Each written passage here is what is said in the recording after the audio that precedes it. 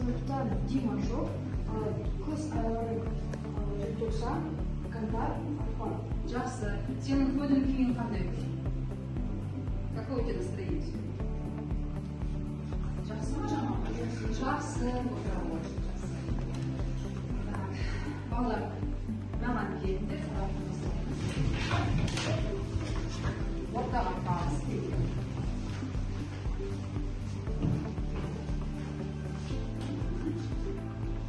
Сабақ басында бір-бірімізге жақсы сөздер айтып, жақсы келеді. Жарай ма? Сабақ солай бастаймыз. Осы жүректі беру арқылы бірімізге жылы сөз айтамыз. Келін, сен жақсы баласың. Руслан, мен саған бақыт тілеймін. Богдан, сен жақсы доссың.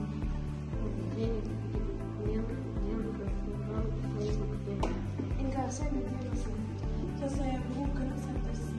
Мен сізге сәттілік тілеймін. Рахмет. Енді қолдарымызды алып, бірімізге қараймыз, күлімдейміз бірімізге. Осы көңіл күйме сабағымызды бастаймыз. Жақсы ма? Отырамыз.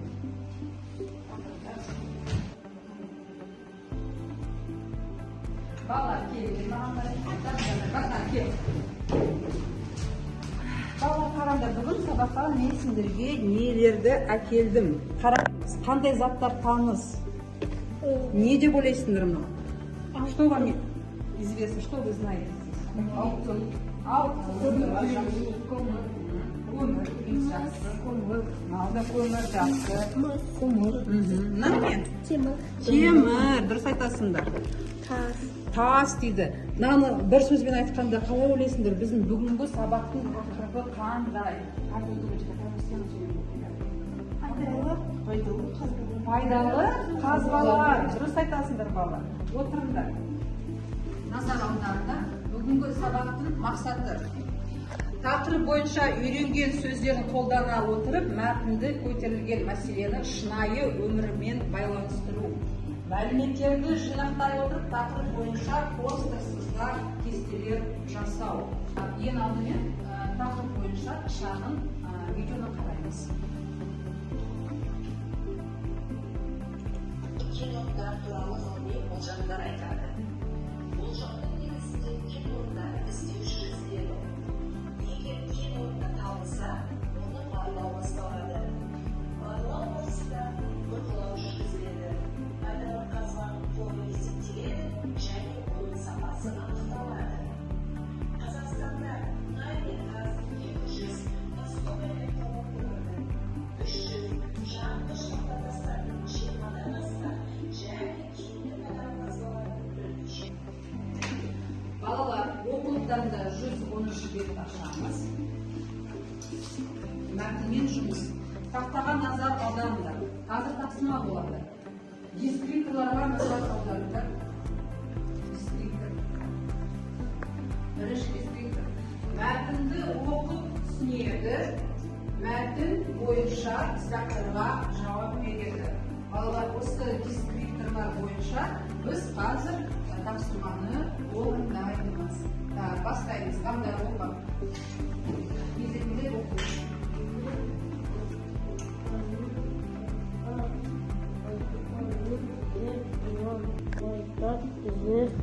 Не пайдалы қазбалар от азықтар.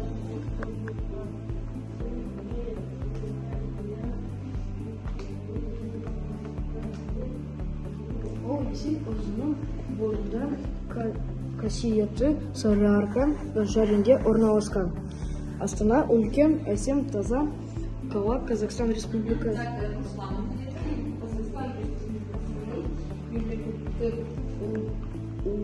Тан басында бидай масағы мен қанаты терең су пен шөп өсімдіктер мен жануарлар элементтарындағы қазба байлықтарын айтсаңызшы. Жақсы. Енді сіздер бала топта жұмыс істейсіңдер. Работаем группе. Бірінші сұрақ сіздерге. Қазақстанның жері қандай? Ақылдасамыз. Сосын жауап береміз. Жауабын істейміз. Сосын балалар бір-бірін дайынсыздар ма бірінші топ? Аңдар. Жауап беріңіз. Жақсы. Келесі сұрақ. Қазақстан Республикасы қандай құрлықта орналасқан? Кім жауап береді? Қайсы топ? Бірінші, екінші топ.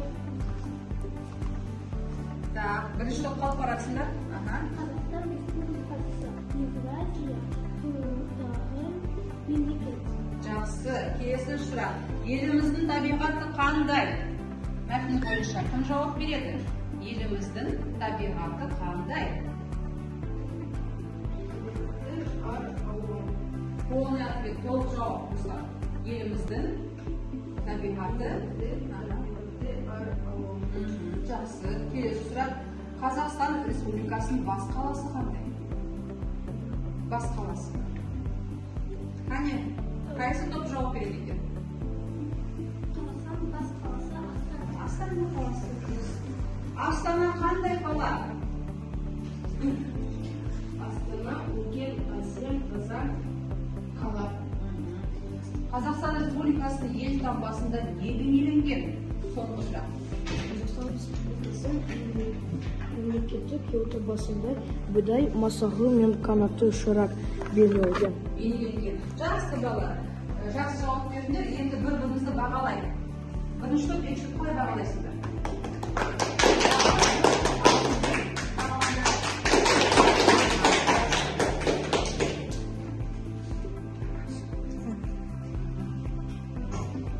Балалар, келесі тапсырма. Тақтаға қараймыз. Сендер топта пайдалы қазбалардың қандай пайдасы бар біздің өмірімізде? Біз пайдаланамыз ба пайдалы қазбаларды? Күнделікті өмірде. Әрине пайдаланамыз. Сондықтан топта ойластырып көресіңдер. Пайдалы қазбалардың пайдасы қандай? Біз бұл тапсырманы осы дескриптор арқылы бағалаймыз, қараймыз. Сызба арқылы қазба байлықтардың пайдасын айтады. Алған ақпаратты шынайы өмірмен байланыстырады. Яғни сендер пайдасын айтып қоймай, оны біздің өмірмен байланыстырасыңдар. Жарай ма? Өмірде біз қолданамыз ба? Әрине қолданамыз. 10 минут орындаймыз.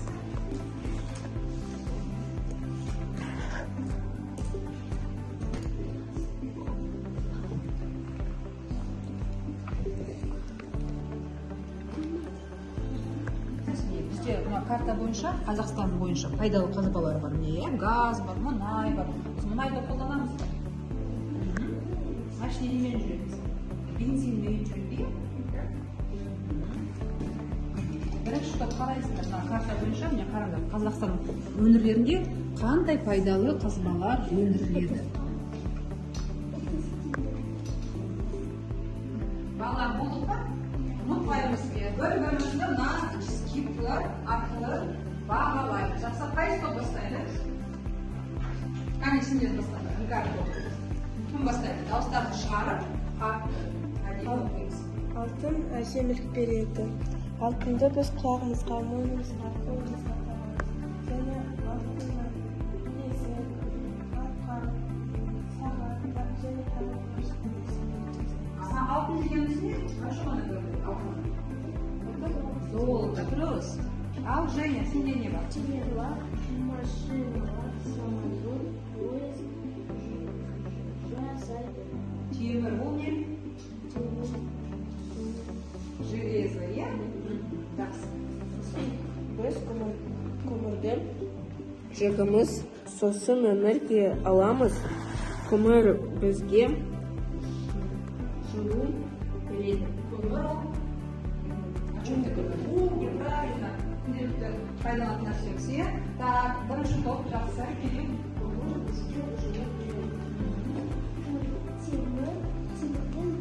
техника, машиналар істейміз.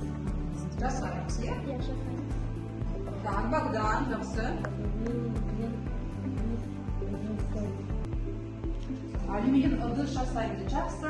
Енді бір-бірімізді бағалайық. Қане, бірінші топ, екінші топты бағалаңдар. Қалай бағалайсыңдар? Богдан, бағала. Не хочет оценивать? Оцени. Жақсы. Так, енді екінші топ, бірінші топты бағалаймыз. Вот, айқын аямайсыздар екен. Жақсы. Балалар, келесі тапсырмаға тағы да мүжеге келіңдер.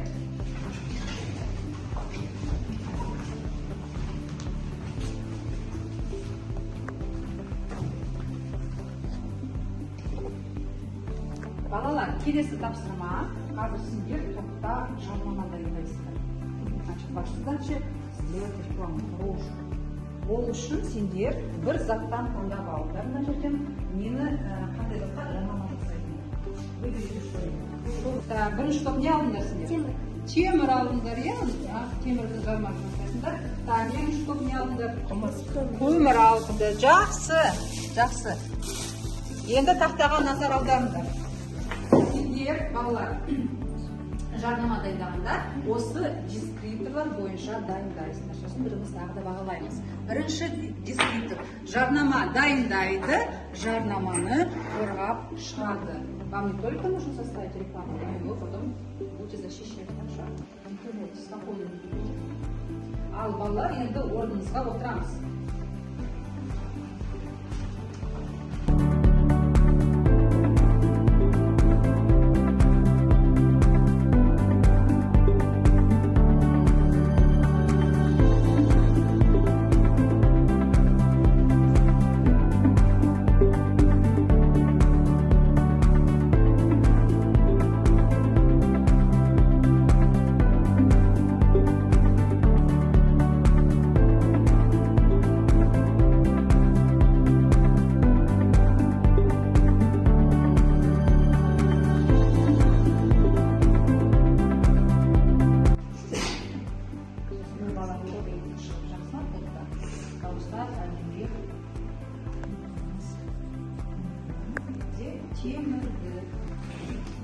Темірге жарнама жасайды.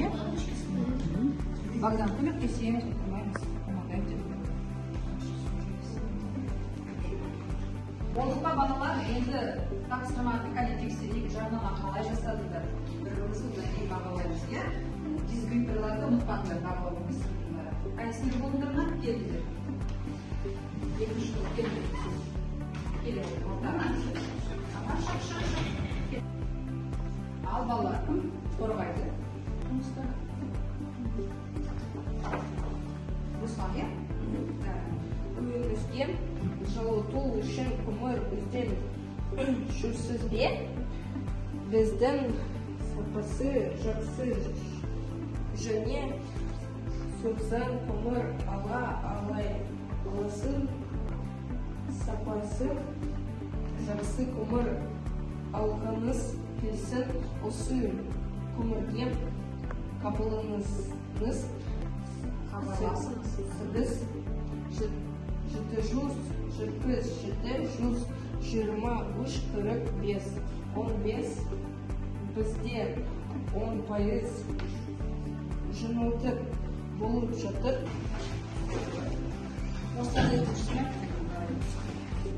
Bizga nimasi bizga vaqtda tuni bizga tushursiz.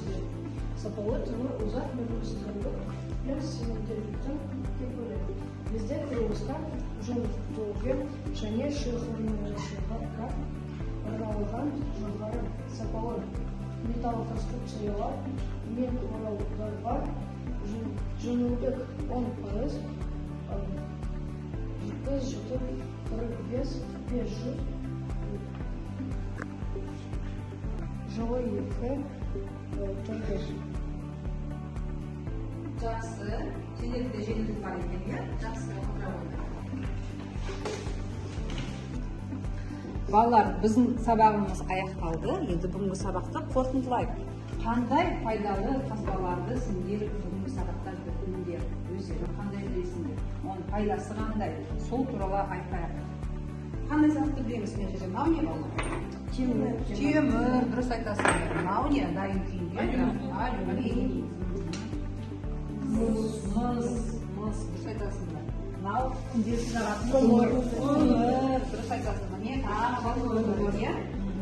Мынау бізде магнит. Жақсы. Енді пайдасы туралы не айтасыңдар, қыздар? Қандай пайдасы бар? болады. Айта қойыңыз. Темекте біз машина техниканы жасаймыз. Дұрыс, ұшақ жасайды, иә, пойыз жасаймыз. Біз көмірден жылу аламыз. Және көмір үйге энергия береді. Жылу береді, иә, қыста үй жылы болғанда біздің көңіліміз күйіміз қандай? Жылы болады, жақсы болады, иә, үй жылы болса. Ыдыс-аяқ жасаймыз, жақсы. Әртүрлі костюм дейміз, иә, шелектер жасаймыз. Жақсы, бүгінгі сабақ балалар аяқталды. Осындай заттарды күнде қолданып жүреміз, иә, әрдайым біле жүреміз. Жақсы, рахмет.